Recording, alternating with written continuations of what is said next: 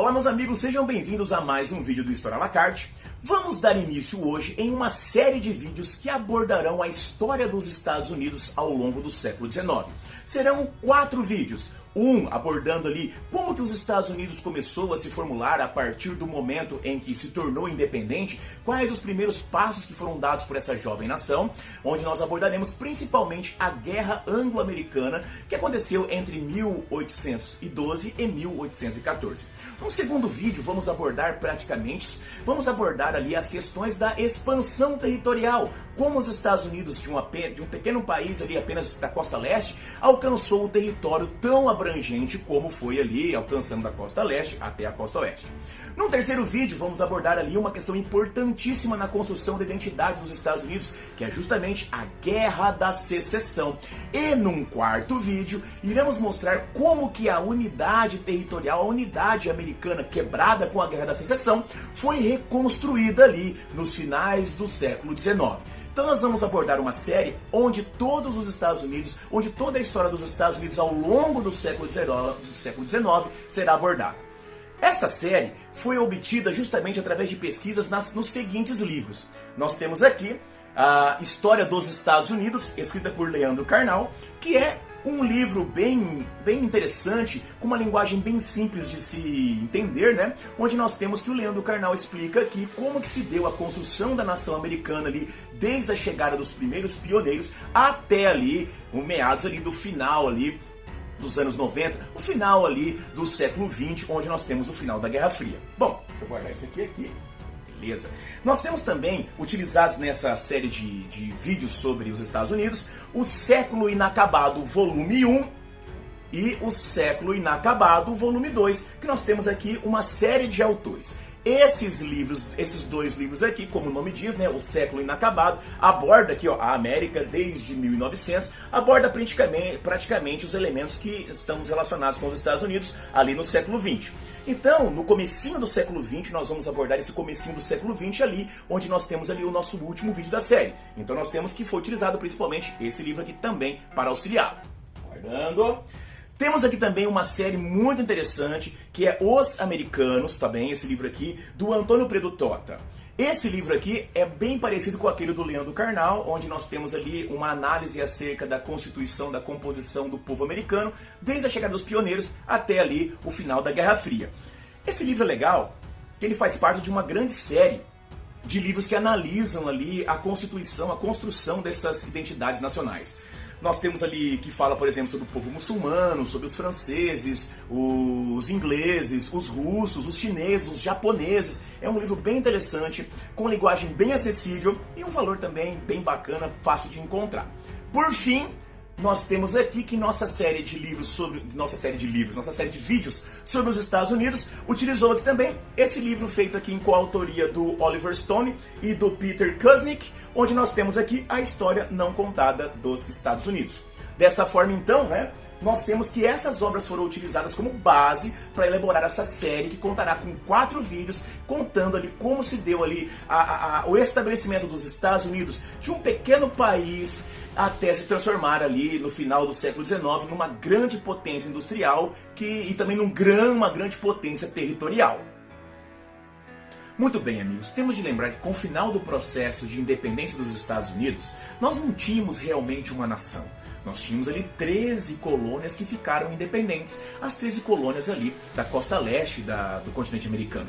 Nesse processo, então, o sentimento de nacionalidade ainda não era uma realidade dentro dos colonos. A maior parte das pessoas que viviam na América tinham mais sentimento de pertencimento ao seu estado do que como a nação propriamente dita. Desta maneira, nós temos então que havia a necessidade da construção, da criação de um sentimento nacional dentro dessa nova nação, dessa jovem nação que havia acabado de surgir. O território americano também não era todos os Estados Unidos que conhecemos hoje. Nós tínhamos ali, ao final dos acordos e tratados que foram assinados no final da Guerra da Independência dos Estados Unidos, que além das 13 colônias propriamente ditas, haviam conseguido um território a oeste, né, ali em 1783, que chegava ali até o rio Mississippi. Dessa maneira, então, o território precisava também ser ampliado. Então perceba, nós temos que essa nova nação tinha 2 questões a ser resolvidas. razões. Primeiro, uma necessidade de ampliação territorial, principalmente porque naquele momento, quanto mais território, mais poderoso e mais rico. E além de que, uma construção de um sentimento nacional para que pudesse realmente modelar, moldar ali a população, o povo, assim, dos Estados Unidos. O primeiro grande desafio que os Estados Unidos vão enfrentar no século XIX é realmente a assim chamada Segunda Guerra de Independência, ou a Guerra Anglo-Americana, acontecido ali entre 1812 e 1814. Nós temos ali que os eventos dessa guerra são resquícios, são reflexos dos eventos acontecendo na Europa. Vamos lembrar que nesse momento, né, a Europa já estava passando por um processo conturbado, a Revolução Francesa já havia acontecendo há muito tempo, e os Estados Unidos haviam assinado vários tratados de aliança, amizade, reciprocidade com a nação francesa.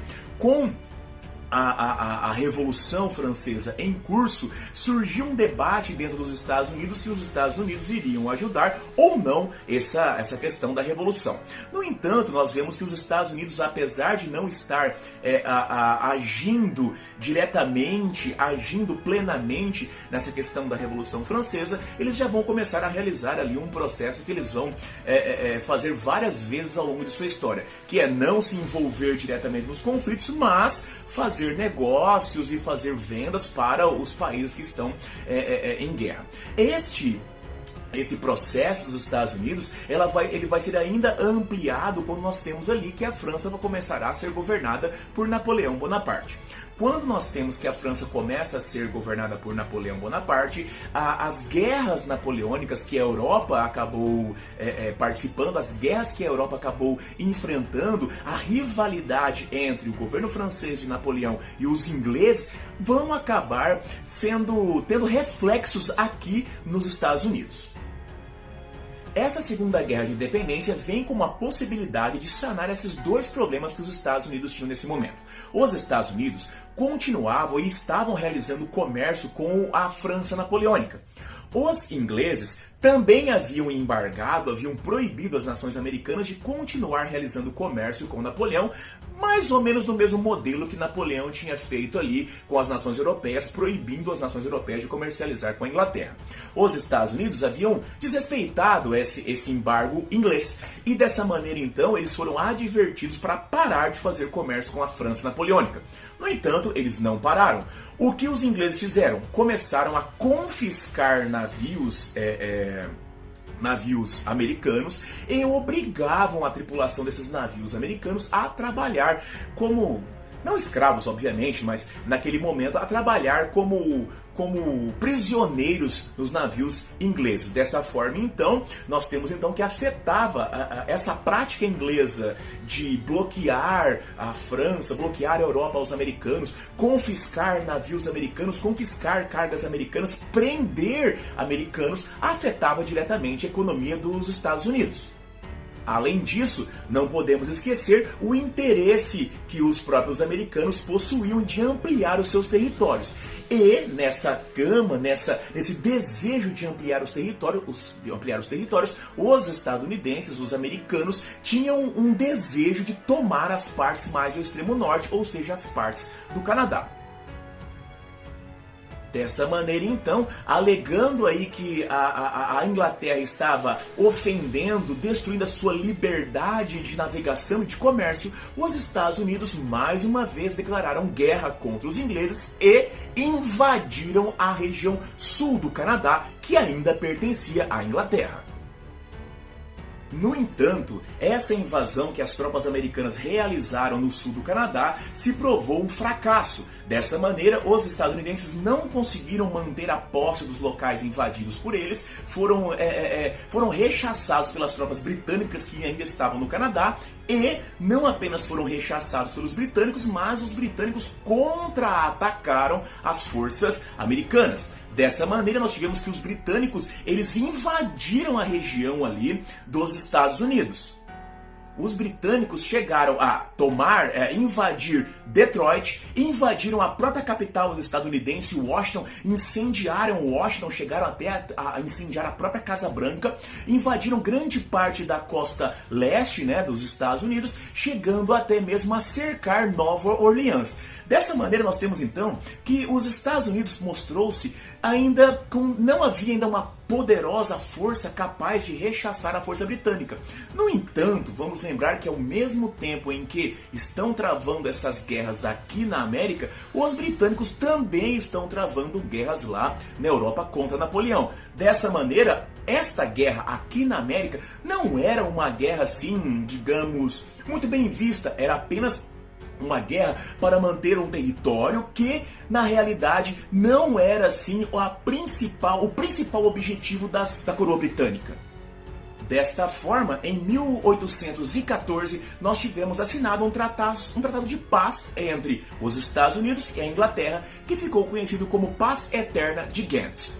Esse tratado retoma as situações territoriais de antes da guerra, ou seja, não houve uma alteração de territórios, nem aumento de território inglês, nem aumento de território americano. Dessa maneira, territorialmente, a situação fica como estava. Porém, para os Estados Unidos, nós tivemos consequências importantíssimas deste momento. Primeiramente, nós tivemos ali que aquele sentimento de nacionalismo que outrora não existia em poucos locais, em poucas pessoas da jovem nação americana, aumenta significativamente.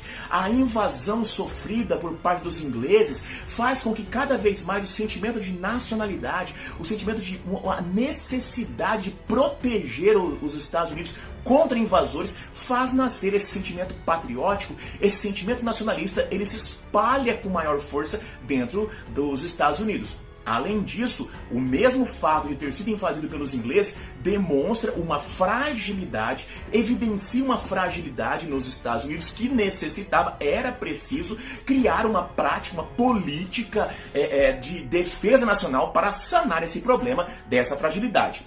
E, por fim, nós tivemos ali consolidada a fronteira entre o Canadá britânico e os Estados Unidos.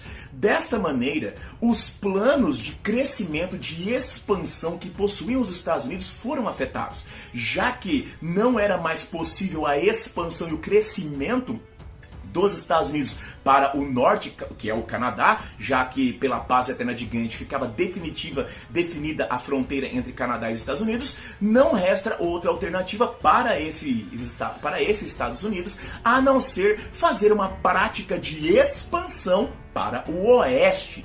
Dessa maneira, nós temos ali que uma das principais consequências desta Segunda Guerra de Independência, ou da Guerra Anglo-Americana de 1812, é justamente o início, o desencadeamento da marcha para o oeste. Amigos, a maior parte do território que existia além das terras americanas para o oeste dos Estados Unidos, por incrível que pareça, ainda era pertencente principalmente aos espanhóis, pertencente aos ingleses e pertencente aos próprios franceses. Nós temos ali que ainda existiam tropas francesas, tropas inglesas e tropas espanholas nessa região ao oeste dos Estados Unidos. Neste momento, então, esse processo de expansão do território americano para se tornar justamente o país que ele é hoje, que vai desde a costa leste até a costa oeste da América, é um processo que envolve um longo tempo. Ele começa, na realidade, aqui no começo do século XIX, mas ele só vai se finalizar definitivamente ao final do século XIX.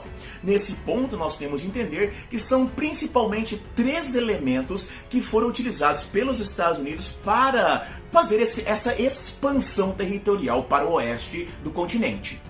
Estes elementos envolvem justamente a anexação, a compra e a conquista. Dessa maneira, ao longo do século XIX, esses 3 pontos foram os principais realizados pelos Estados Unidos para fazer o crescimento de seu território. Temos então que a região da Flórida foi comprada da Espanha em 1819. O Texas foi anexado, né? Parte do Texas foi anexado ainda em 1845, sendo tomado do México. O Oregon, ele acabou cedido pela Inglaterra em 1846. E por fim, nós temos também uma grande parte dos territórios sendo conquistados através da assim chamada Guerra Mexicana. Nesse ponto, nós precisamos dizer que nós não vamos detalhar assim todos os elementos da anexação dos territórios, do crescimento dos territórios. Vamos nos pegar os principais pontos que são principalmente cobrados aí nas provas de vestibular, nas provas de concurso. Dessa forma, então, nós temos alguns elementos chaves para falar a respeito dessa expansão territorial. Dentro dessa questão, nós temos ali, por exemplo, de destacar as terras que foram adquiridas, tomadas por parte do México. O próprio Texas, como nós falamos, em 1845, foi tomado do México. Como acontece essa questão? Cada vez mais americanos foram chegando na região do Texas, que originalmente era propriedade do México, não é? Na verdade, era propriedade da Espanha. E como nós sabemos, o México alcança sua independência em 1821 e o Texas vira propriedade mexicana. Nesse processo, nós temos que cada vez mais americanos, né, vão chegando, vão entrando e vão se assentando na região texana. No primeiro momento, o governo mexicano até aceita bem essa chegada de colonos americanos e cada vez mais eles são bem-vindos. Só tem um pequeno detalhe. Para que ele se solidificasse, para que ele se assentasse definitivamente ali e adquirisse o direito de posse e propriedade das terras, duas coisas deveriam ser feitas perante o governo mexicano. Primeiro, a conversão ao catolicismo. Como vocês sabem, grande parte dos nativos norte-americanos, dos americanos, como nós dizemos, estadunidenses, são protestantes, os puritanos ou descendentes dos puritanos. Dessa maneira, era necessária a conversão ao catolicismo e principalmente a extinção da escravidão, já que no México a escravidão já havia sido abolida. Esses dois elementos acabaram gerando conflitos entre os colonos americanos e o governo mexicano, que vai desencadear ali um processo de guerra. O detalhe é que o Texas vai acabar se declarando independente, do México, correto? E quando ele se declara independente do México, né, apoiado pelos Estados Unidos, os Estados Unidos vai acabar afirmando uma guerra contra o México. Dentro desse processo, né, de apoio americano para o México, o destaque é justamente para a defesa, que virou até um mito dentro da história cultural americana, a defesa do Forte Álamo. Essa defesa do Forte do Álamo, né, ele vai virar um mito, criando vários heróis na história americana, como David Crockett, Daniel Boone, né, e outros indivíduos que são criados essa ideia da fronteira. Por que a ideia da fronteira? É um mito existente entre os heróis que ampliaram a fronteira, indo para esse local selvagem, esse local terrível, lutando contra os selvagens mexicanos, selvagens nativos, fazendo com que a nação dos Estados Unidos crescesse e se desenvolvesse. Nesse ponto, a defesa do Forte do Álamo é ponto crucial nesse desenvolvimento dessa ideia de fronteira. Por quê? Porque nesse local, né, que estava com poucos colonos, o exército mexicano veio, né, e restabeleceu a autoridade, restabeleceu o comando sobre o território que era, na realidade, até então, mexicano. Nesse ponto, então, esses colonos eles vão acabar sendo mortos e nos Estados Unidos isso vai desencadear uma comoção gigantesca, onde já se viu colonos americanos sendo mortos covardemente pelo exército mexicano. A história não era bem assim, na verdade, os colonos não foram mortos covardemente, eles estavam na realidade declarando independência, desobedecendo a autoridade mexicana, mas não importa. O mito criado sobre a defesa do Álamo até hoje é a importante base dos elementos que consolidam a identidade da expansão americana. Nesse quesito de que o americano está levando o progresso, o americano está levando o desenvolvimento e dessa forma ele está expandindo, levando esse desenvolvimento. Dessa maneira, os Estados Unidos acabarão entrando definitivamente em guerra contra o México. Nós temos ali então as guerras mexicanas acontecendo, a primeira parte das guerras mexicanas acontecendo entre 1846 a 1848, e a vitória alcançada pelos Estados Unidos irá agregar ao território americano mais de 2 milhões de quilômetros quadrados. Dessa maneira, são anexados aos Estados Unidos o território de Utah, Califórnia, Nevada, parte do Arizona e também parte do Novo México. O restante do território do Arizona e do Novo México foi comprado ali a partir do México a partir ali do ano de 1867. Essa ideia de expansão, essa ideia de fronteira, esses heróis que estão se colocando no limite da coragem, lutando contra os selvagens, sejam eles mexicanos, sejam eles os nativos, essa ideia da fronteira que se expande agora também para o oeste, ela é baseada num ponto que é importantíssimo dentro da construção da identidade do estadunidense, que é justamente a ideia da teoria do destino manifesto. A teoria do destino manifesto é uma ideia do qual o estadunidense se vê como um indivíduo escolhido por Deus, um indivíduo abençoado, destinado a levar o progresso, o desenvolvimento para todo o continente. Dessa maneira, na questão da teoria do destino manifesto, nós temos os seguintes dizeres: Deus destinou aos colonos brancos todo o continente, dando-lhes a missão de estender a civilização até o Oceano Pacífico, impondo-se sobre as raças inferiores de índios, mestiços e mexicanos. Dessa maneira, nós temos aqui novamente aquela ideia que nós já comentamos lá em nosso vídeo a respeito da independência dos Estados Unidos, que é a ideia do WASP, White Anglo-Saxon Protestant, ou seja, o branco anglo-saxão protestante, que é visto como esse ser superior, abençoado por Deus e incumbido por Deus para levar esse desenvolvimento, para levar essa expansão que vai acabar dominando toda essa região. Essa ideia da teoria do destino manifesto não é nova, ela não surgiu no século XIX, como nós sabemos, ela já existe desde a época dos pioneiros. Ela já até foi formulada, digamos assim, oficialmente nos chamados Acordos de Mayflower. Lembra? O Mayflower, o navio que lá em 1620 trouxe os pioneiros para os Estados Unidos. Neste navio, esse acordo diz a seguinte questão: em nome de Deus, amém, nós, cujos nomes vêm abaixo assinados, súditos leais do nosso venerado Senhor soberano e Rei Jaime, etc., tendo empreendido para a glória de Deus e o progresso da fé cristã e honra de nosso rei e país, uma viagem para plantar a primeira colônia nas regiões setentrionais da Virgínia. Pelo presente, solene mutuamente na presença de Deus e de cada um, nos reunimos e combinamos a nós mesmos como um corpo político civil para nossa melhor ordem e preservação e a busca dos fins acima mencionados. E em virtude do presente promulgaremos, constituiremos e moldaremos as leis, ordenações, atos, constituições, ofícios justos e iguais que, de tempos em tempos, forem considerados melhores e mais convenientes para o bem geral da colônia, aos quais prometemos toda a devida submissão e obediência. Alexis Charles Henry Clairel de Tocqueville, Democracia na América, página 53. Então, meus amigos, veja só que essa ideia do destino manifesto está arraigada, intrinsecamente ligada com toda a construção identitária do povo estadunidense. Como nós vimos ali, essa ideia de fronteira, estabelecer ali esse heroísmo, a criação desse mito heróico, que é a formação básica do cidadão estadunidense, está baseado bem nessa questão do destino manifesto.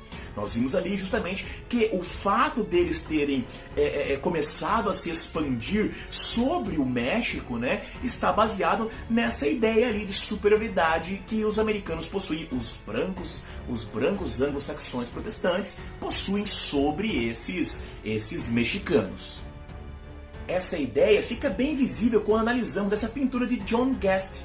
Quando observamos essa pintura de John Guest, você pode ver ali como que no seu vídeo aí do lado direito nós temos o sol, um lindo dia, e voando sobre o tempo, trazendo esse sol, trazendo esse lindo dia, nós temos justamente ali o progresso, a liberdade. Perceba que ela traz nas suas mãos, essa jovem que está planando, que está flutuando, ela traz em suas mãos os cabos telegráficos, ela traz em sua mão ali um livro, justamente, que é o livro das leis. Logo abaixo nós vemos ali na parte iluminada, ainda do lado direito, nós vemos ali os colonos que estão avançando e do lado esquerdo nós temos justamente ali os selvagens. Se você observar com atenção, você vai ver que é um local de caos terrível. Nós temos ali justamente nessa questão dessa imagem, você pode ver as tempestades, o medo, a escuridão. E você pode observar também os indígenas que estão fugindo. Dessa maneira, essa pintura sintetiza essa ideia do Destino Manifesto e de como a chegada dos colonos é uma chegada boa, uma chegada incrível, maravilhosa. Mas veja bem, o território do oeste, como nós podemos ver, o território aqui do sul também, né, que nós vimos ali que foi tomado, o território do Texas, não estava totalmente despovoado. Haviam ali, no caso do Texas, Novo México, tá? Os mexicanos. Agora, no oeste, em todo o território americano, existem várias nações indígenas. E essas nações indígenas já estão em conflito com esse colono americano, com esse americano há muito tempo. Os colonos americanos, desde o início do seu processo de expansão, os americanos não começaram a se expandir agora, gente. Eles estão se expandindo cada vez mais desde o momento em que eles colocaram os pés na costa leste. A partir do momento que esse colono colocou os pés da costa leste e começou a adentrar dentro do continente, começou a entrar no continente, ele já entrou em contato e muitas vezes já entrou em conflito com muitas tribos indígenas. Existiam centenas, várias tribos indígenas aqui no continente americano.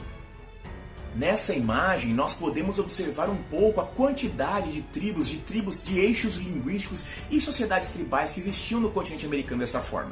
Quando nós temos, então, que baseados pela teoria do Destino Manifesto, há um incentivo, há um projeto de implementar uma imigração em massa para desbravar as terras do oeste, esses conflitos vão se intensificar. Esses conflitos, que já existiam desde 1778, serão chamados de guerras indígenas.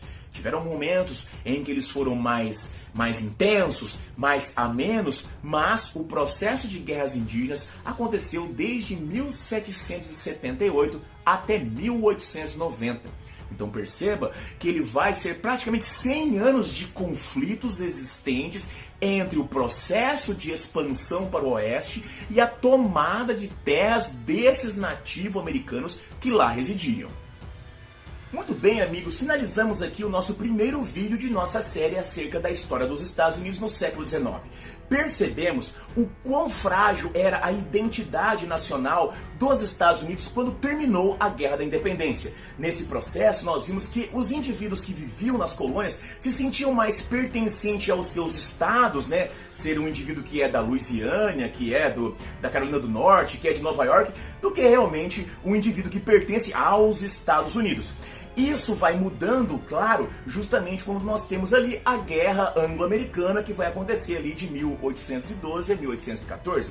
Essa guerra vai auxiliar ali na construção, no pontapé inicial dessa identidade nacional estadunidense. Claro, não podemos esquecer também que nesse processo de construção de uma identidade nacional estadunidense está intrinsecamente relacionado ali à questão da teoria do Destino Manifesto, onde os americanos se veem como indivíduos